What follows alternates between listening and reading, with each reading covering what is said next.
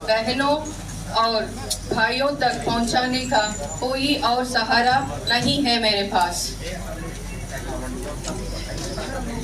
मेरे पति और आपके बेटे का गुनाह सिर्फ इतना है कि वो निर्भीक है।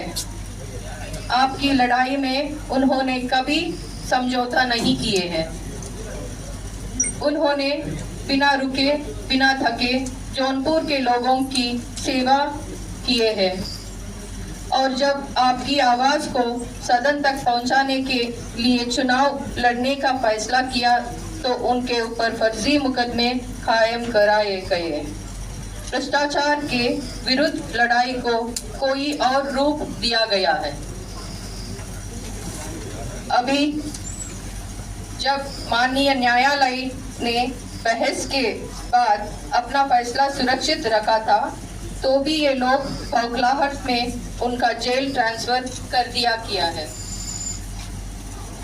इन लोगों के अंदर माननीय न्यायालय के फैसले का भी इंतजार करने का या उसका सम्मान करने का साहस नहीं है। मेरे पति की ऊपर जिन लोगों ने AK-47 से जानलेवा हमला किया था और जिनको माननीय न्यायालय से उनके अपराध की सजा मिलनी भी निश्चित है, वो लोग सजा से बचाने के लिए लगातार प्रयासरत है और सत्ता से साठगांठ करके आज मेरे पति की हत्या का प्रयास कर सकते हैं या उनको अन्य किसी फर्जी मुकदमों में फंसाने का साजिश कर सकती है, क्योंकि मेरे पति ही इस केस में एक ही गवाह है। आज मैं माननीय प्रधानमंत्री जी से कहना चाहती हूँ कि विपक्ष और अन्य दलों की सरकार बनाने पर आप मंगलसूत्र छीन जाने की बात करते हैं, लेकिन आज आपकी सरकार में ही मेरे मंगलसूत्र और सिंदूर पर संकट है। मैं आपसे अपील करती हूँ, मेरी भी मंगलसूत्र और सिंदूर की रक्षा करिए। बाबा साहेब के देश में जनता की सेवा में अपना सर्वस्व न्योछावर करने के बाद चुनाव लड़ने की इच्छा रखने की सजा मेरी पति को इस साजिशों से नहीं मिलेगी।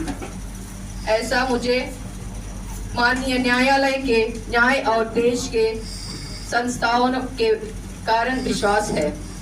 आज मैं पुरुषार्थ और जज्बे की धरती जौनपुर के अपने सभी परिवारजनों से अपील करती हूँ कि आगे आए और एकजुट होकर अपने बेटे की अन्याय की विरोध इस लड़ाई में उनका साथ दे दीजिए। अब आज के बाद ये लड़ाई सिर्फ मेरी नहीं है, अब ये लड़ाई जौनपुर के हर एक व्यक्ति को लड़नी है।